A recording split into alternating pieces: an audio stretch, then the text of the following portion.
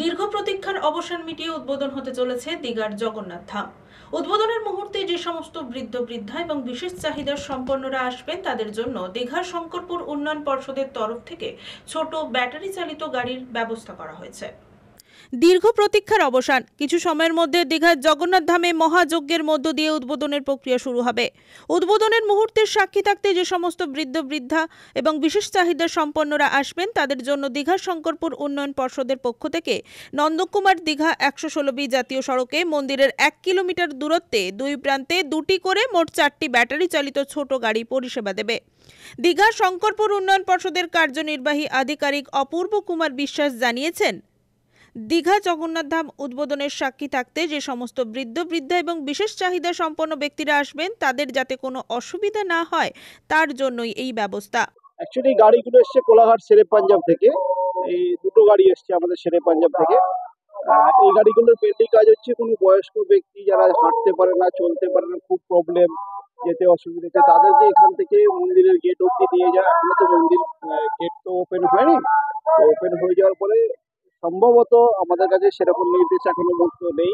সম্ভবত মন্দিরের ভেতরের চত্বরেও তাদেরকে ঘুরিয়ে নিয়ে দেখে আবার জায়গায় ছেড়ে দেবো, সেই ধরনের কাজের জন্য এটা এসেছে। এই পরিষেবাটা এখন কতদিন চলবে? আপাতত স্যার আমাদের কাছে যে মেসেজ আছে, আমরা আজকে গতকাল এসেছি, আজকে আছি, কালকের দিনেও থাকছি, বাকিটা আর সেরকম কোনো আমাদের কাছে সেরকম মেসেজ নেই। দীঘা শঙ্করপুর উন্নয়ন পর্ষদের এই ধরনের পরিষেবাকে সাধুবাদ জানাচ্ছেন এলাকার মানুষ থেকে আগত পর্যটকরা।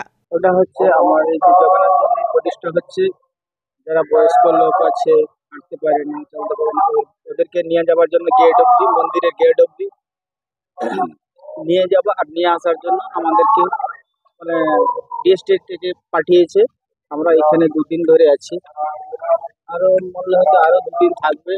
তার ব্যতীত আমরা আর বলতে পারবো না কতদিন থাকবে, নিয়ে যাবো, কি রাখবো।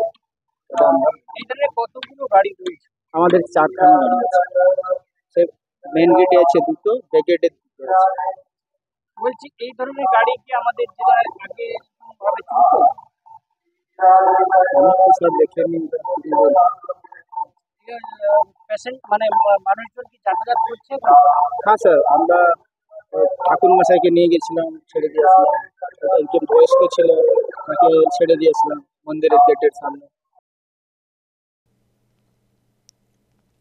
ব্যুরো রিপোর্ট, খবর BCBS।